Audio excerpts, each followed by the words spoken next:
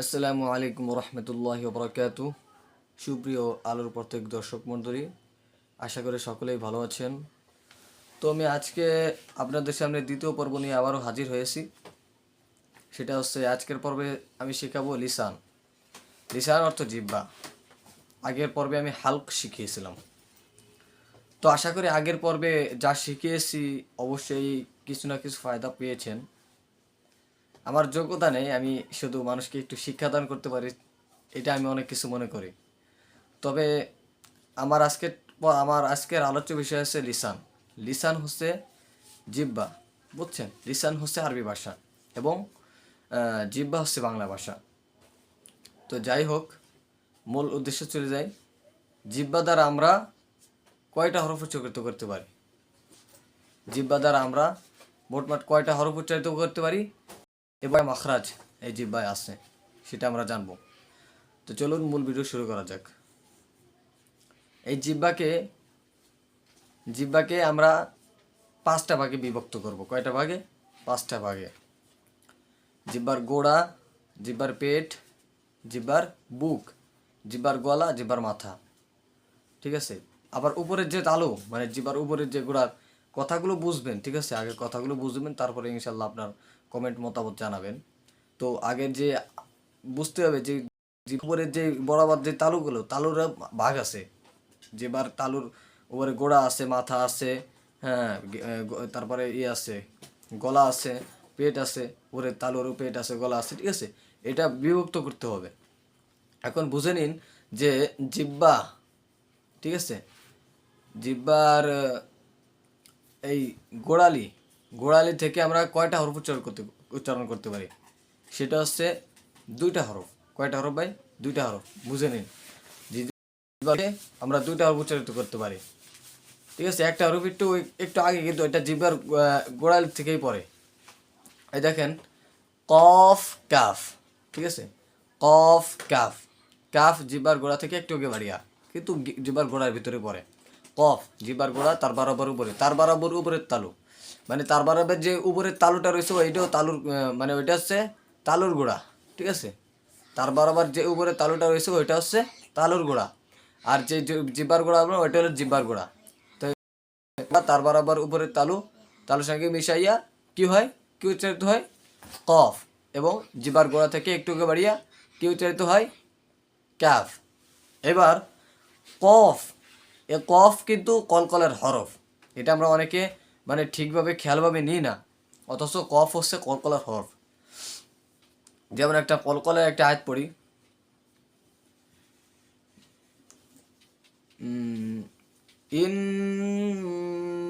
ইন্নাকুমুনা মাকুদা, ইন্না মাকবুদা, একটা শব্দ বললাম আর কি, মাকবুদা। এটা আমরা মাকবুদা এরকম পড়ে, ঠিক আছে অনেকে। তবে আমরা অনেক সময় দেখা যায় যে অনেকে, আমি আমার দেখা দৃষ্টিতে, আপনারা কি করেন জানি না, দেখা দৃষ্টিতে আমি দেখি যে দদেও কলকলা করে, যেটা কলকলা করে সেটা মানে কলকলা হরফ না, যেটা কলকলা করে না সেটাই কলকলার হরফ, মানে বেশিরভাগ আমি দেখি। তবে এই সমস্যাটা আমাদের সমাধান করতে হবে, কারণ আল্লাহ কুরআনে তারতিলা, যে তোমরা সহি শুদ্ধভাবে কোরআন তেলাওয়াত করো। আল্লাহ তাআলা এটা বুঝিয়েছেন, করে তোমরা সহি শুদ্ধভাবে কোরআনকে তেলাওয়াত করো এবং এবং তার অর্থ জানো, বোঝো। এবং আল্লাহ তাআলা বেশি বেশি কোরআনকে তেলাওয়াত করতে বলেছেন। কোরআন, আমি মনে করি যে কোরআন যত বেশি তেলাওয়াত করে আমার দিলে তত বেশি ভালো লাগে। এই যে এটা বাস্তব কথা, কিন্তু এটা বাস্তব কথা যে কোরআন যত বেশি তেলাওয়াত করে, আপনি যদি কোরআন একবার মন দিয়ে পড়েন, আপনার সহিষ্ণুভাবে কোরআন তেলাওয়াত করতে পারেন, আমি আশা করি কোরআন তেলাওয়াত করার মাধ্যমে ফায়দা হবে, এবং আশা মানে আপনার ভালো লাগবে। কোরআন তেলাওয়াতের যে মজাটা, সেই মজাটা পাবেন, এবং আপনি বুঝবেন, মানে কোরআন সেবার তেলাওয়াত সহিষ্ণু করার পরে আপনি মানে ওইটার অর্থ জানবেন, ঠিক আছে? অর্থ জানবেন যে আসলে আল্লাহ তাআলা এই আয়াতের ভিতর কী বোঝাইতে চেয়েছে। প্রথমে আপনার কাজ হচ্ছে কোরআন শরীফটা সহিশুদ্ধভাবে তেলাওয়াত করা, সহিশুদ্ধভাবে তেলাওয়াত করা। তো আমরা যেটা বলছিলাম আর কি, জিহ্বার গোড়া থেকে 2টা হরফ উচ্চারিত হয়, কফ কাফ। কাফ হামসের হরফ, কফ জাহারের হরফ। কাফ হামস অর্থ বাতাস বের করা, ঠিক আছে। ক্যাফ ক্যাফ كاكاو ولكك كك كك من المككم كاكاو ولكاكاكا ولكي كي كي ولكو كو كو ঠিক আছে কু কু কু আল্লাহু আকবার আল্লাহু আকবার অনেকে আজান দি আল্লাহু আকবার এটা কাফের উচ্চারণ হয় না ভাই, এই কাফের হামসের হরফ লক্ষ্য করতে হবে, সিফাতগুলো লক্ষ্য করতে হবে, তাহলে আমাদের পড়া শুদ্ধভাবে হবে। তারপরে জিব্বার যেই মাঝখানে যে অংশটা আছে সেই অংশ থেকে 3টা হরফ উচ্চারিত হয়। কয়টা হরফ? 3টা হরফ, সেটা হচ্ছে জিম শিনিয়া। এটা মনে রাখতে হবে, আমি কয়টা হরফ বলি, কয় নাম্বার মাখরাজ, এবং 6 নাম্বার মাখরাজ মনে রাখবেন। জিম শিনিয়া কয় নাম্বার মাখরাজ ভাই? 6 নাম্বার। এই জিম শিনিয়া এটা জিব্বার, আমি সহজভাবে একটা ডকুমেন্টস দিই। জিমটা হচ্ছে, তো জিমটা হচ্ছে জিবার মধ্যখান থেকে উত্তরে। জিমটা কিভাবে উচ্চারিত হবে ভাই? জিমটা হচ্ছে জিবার মধ্য একবারে পুরো লাগিয়ে দিতে হবে তালুর সাথে। কি করতে হবে? তাই যে আমাদের দেখেন, এই যে হ্যাঁ জি ইউ যা যা একেবারে পুরো লাগিয়ে দেবেন, ঠিক আছে। আর জিম হচ্ছে ইকফার হরফ। ইকফা অর্থ গোপন করা, ঠিক আছে। ইকফা একটা গুণ না, ইকফা অর্থ গোপন করা। তাহলে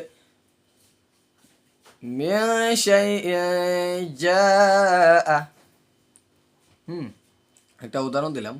তো তারপরে হচ্ছে ইয়া শিনটা হচ্ছে, আমি সহজভাবে বোঝাই দিই।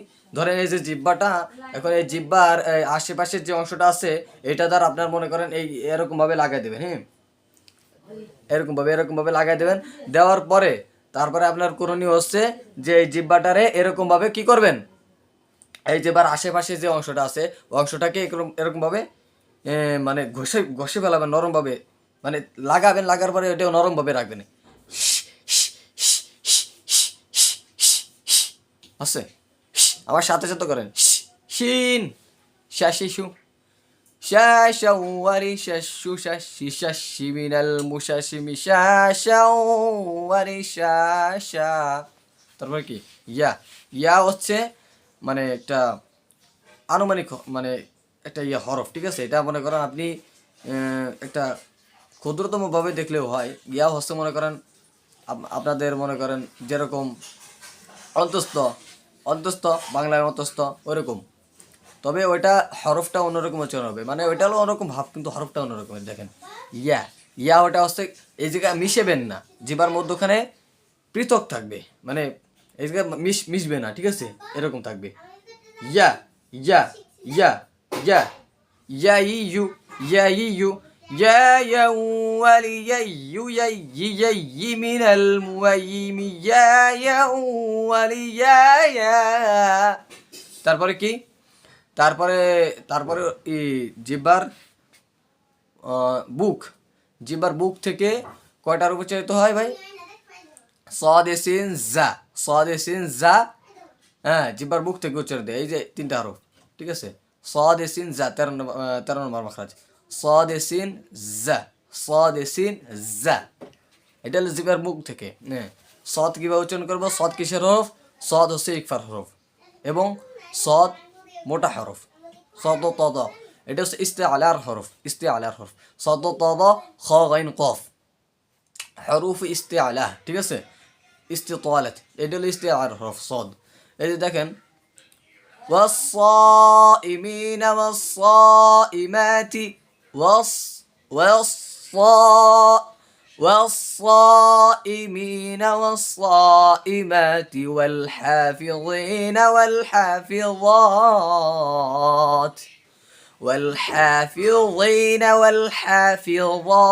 والذاكرين الله صاد على الحرفين তারপরে صد না সদ তদ খগন কফ, এটা এই কটা সিক্সটি আলার হরফ। এর ভিতর ভাগ অনেক পরে বাইরে হয়ে গেছে, ঠিক আছে, মানে সিফাত ভিন্ন, এগুলোর সিফাত ভিন্ন, আবার মোটা হরফ কিন্তু আবার সিফাত ভিন্ন। আমাদের খেয়াল করেন সদ এসিন জাত, যদি জিবার বুকটা হোক কোথায়? বুকটা এখানে, জিবার বুক কোথায় ভাই? এইখানে। হ্যাঁ, জিবার বুক থেকে উচ্চারণ হবে সদ সিন জা। জিবার মাথাটা নিচে দুই দাঁতের গোড়ার সঙ্গে লাগাবেন, জিবার বুকটা তালুর বুকের সঙ্গে লাগাবেন। জিবার বুকটা তালুর বুকের সঙ্গে লাগাবেন। কিসের সঙ্গে ভাই? জিবার মাথাটা নিচে দুই দাঁতের গোড়ার সঙ্গে লাগাবেন, জিবার বুকটা তালুর বুকের সাথে লাগাবেন। এবার বুঝছেন? তারপর দ্বিতীয় হচ্ছে যে সিন জা। জা জাটা সে এরকম, জাটা শক্তভাবে উচ্চারণ হবে, সটা নরমভাবে উচ্চারণ হবে, সিনটা একটু বেশি ডিফ্লেট মানে চাপ পরে উচ্চারণ হবে, ঠিক আছে? সিন সাসিসু সাসিসু সাসাওয়ারি সাসু সাসি সাসি মিনাল মুসাসি মিসাসাওয়ারি সাসা। তারপরে কি? যেবার গলা থেকে কয়টা উচ্চারিত হয়? এই যে গলা থেকে 6টা হরফ উচ্চারিত হয়। কয়টা ভাই? 6টা। লাম নুন ত দাল তা। লাম নুন ত দাল তা। লাম নুন আপনি দেখেন জিব্বার গলা কিন্তু এটা কেন একেবারে মাথায় যে হরফটা, একেবারে মাথায় যে যে জিনিসটা হচ্ছে দাল সা, এটা একেবারে মাথা। আর গলাটা হচ্ছে এই যে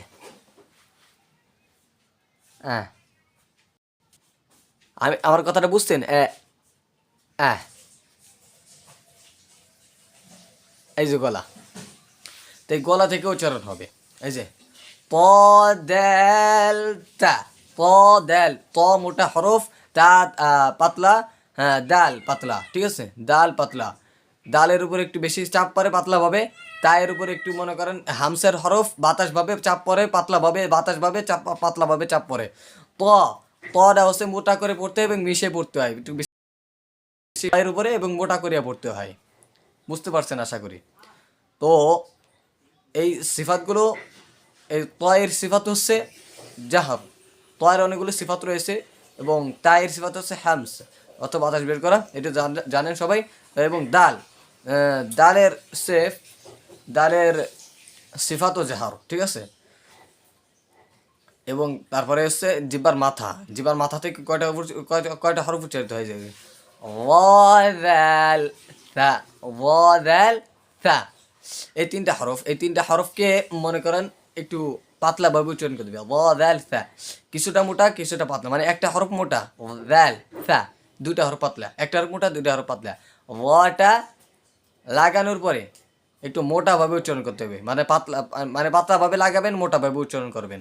আর রালটা পাতলাভাবে লাগাবেন পাতলাভাবে উচ্চারণ করবেন। ওয়াদা সা, সাটা বাতাস বের করবেন। সা হচ্ছে হামসের রো, ফাহাসাহু শাখসুন সাকাত। এই যে সা সা ওয়াদাল সা।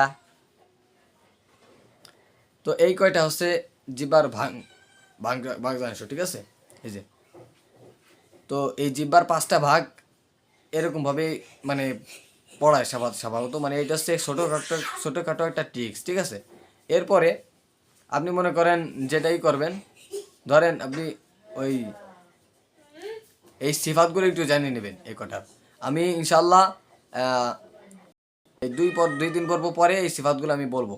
মানে আমার কি মাখরাজ যে 17টি পাঁচভাবে উচ্চারণ হয়, 5 প্রকার, ঠিক আছে? মাখরাজ 17টি 5 স্থানে উচ্চারিত হয়, ঠিক আছে? ওই পর্বগুলো শেষ করার পরে আমি এগুলো বলবো যে সিফাত কি কি, কোন সিফাত কি কি, ঠিক আছে? এগুলো বলবো।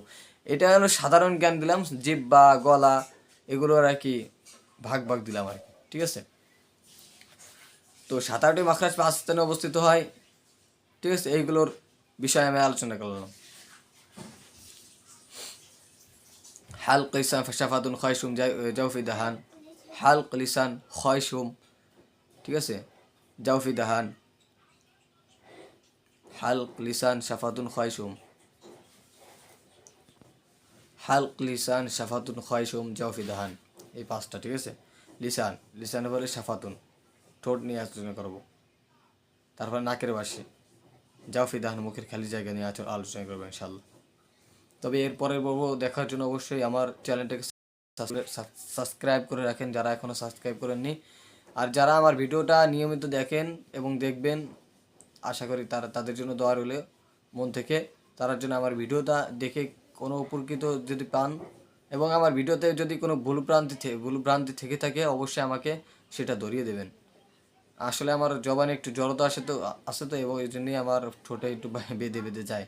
তবে আপনারা যদি বুঝতে কোনো প্রবলেম হয় আমাকে জানাবেন কমেন্ট করে, অবশ্যই আমি সেটা সংশোধন করার চেষ্টা করব। ঠিক আছে, আপনি ওটা বুঝিয়ে দেবো ইনশাল্লাহ। তো পরের পর্ব দেখার জন্য সাবস্ক্রাইব করে বেশি লাইক করে দেন এবং বেশি বেশি শেয়ার করে দেন এবং অন্যকে দেখার জন্য সুবিধা করে দেন। আসসালামু আলাইকুম, সবাই ভালো থাকবেন ইনশাল্লাহ। আসসালামু আলাইকুম রহমতুল্লাহ বরকাত।